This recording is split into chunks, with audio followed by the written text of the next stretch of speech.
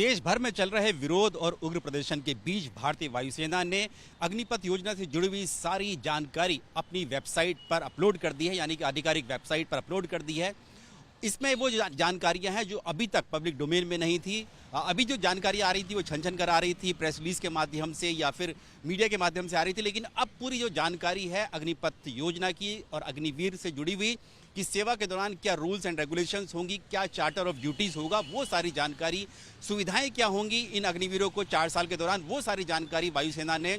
अपनी जो है वो अपलोड कर दी है। इस जो अपलोड की गई जानकारी के मुताबिक जो अग्निवीर जो 4 साल के लिए भारतीय वायुसेना में आएंगे वो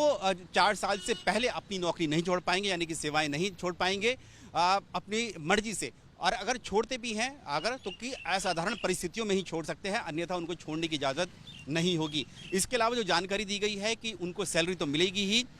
उसके साथ साथ उनको हार्डशिप अलाउंस, यानी कि जहाँ की कठिन परिस्थितियों में किस तरह से काम करते हैं उसका अलाउंस अलग से होगा,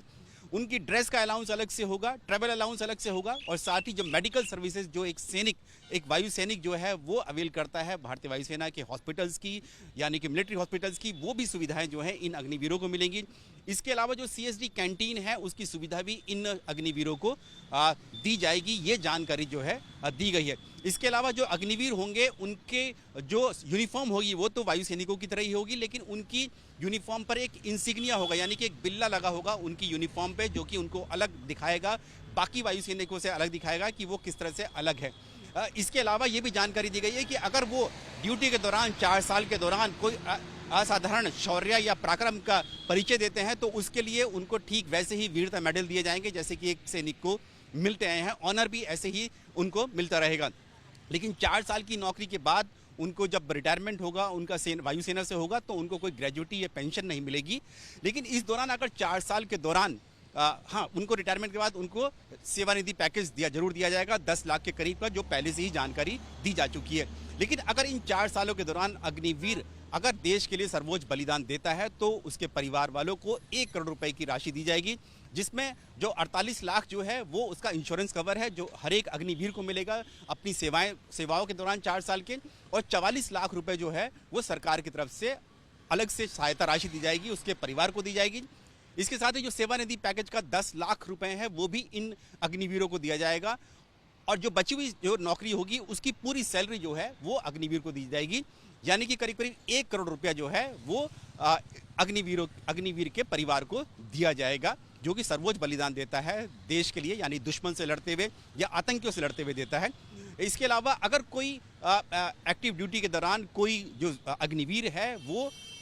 डिसेबल्ड हो जाता है, यानी कि विकलांग हो जाता है शारीरिक रूप से, तो उसको के लिए भी जो 44 लाख रुपए की जो राशि है वो भी उसको दी जाएगी, इन सैनिक को दी जाएगी 100% डिसेबिलिटी के लिए। अगर उसकी कम डिसेबिलिटी है 75% या 50% है तो उसको उसके हिसाब से ही ये राशि कम कर दी जाएगी। तो ये जानकारी जो है वायुसेना ने अपनी वेबसाइट पर अपलोड कर दी है, और हालांकि ये जानकारी जो दी गई है ये सिर्फ वायुसेना के लिए है, और ये भी बताया गया है कि 1 साल के लिए 1 साल में उसको 30 छुट्टियां जो है एक वायुसैनिक को मिलेगी। मेडिकल लीव जो होगी वो अलग से होगी, क्योंकि हम लोग जानते हैं कि थल सेना के जो नियम है वो अलग है। तो अभी ये जानकारी जो है वो सिर्फ और सिर्फ वायुसेना की है। 24 जून से, क्योंकि वायुसेना प्रमुख पहले ही कह चुके हैं कि 24 जून से भर्ती प्रक्रिया जो है वायुसेना में शुरू हो जाएगी, इसीलिए ये डिटेल जानकारी जो है अग्निपथ स्कीम की वो इस वेबसाइट पर भारतीय वायुसेना ने अपनी अपलोड कर दी है। थल सेना की और नौसेना की दोनों की जो चार्टर्स हैं, रूल्स एंड रेगुलेशंस हैं, उनकी अलग अलग जो प्रक्रिया होगी वो उसको बाद में अपलोड किया जाएगा, जैसे कि बताया गया है। क्योंकि अग्निपथ स्कीम सेना के तीनों अंगों के लिए है, थल सेना, वायुसेना, नौसेना, लेकिन जो रूल्स एंड रेगुलेशंस होंगे, सुविधाएं होंगी, छुट्टियां होंगी, वो सारी जो होंगी सर्विसेज की, यानी कि थल सेना, वायुसेना, नौसेना की, वो अलग अलग होंगी, और वो अपने अपने चार्टर अलग अलग जो है अपनी वेबसाइट पर अपलोड करेंगे और जानकारी देंगे। ये माना जा रहा है कि सोमवार से थल सेना की भी जो प्रक्रिया होगी इस अग्निवीरों की भर्ती की, उसकी शुरुआत हो सकती है। कैमरामैन मनोज त्रिपाठी के साथ नीरज राजपूत, ABP न्यूज़, दिल्ली।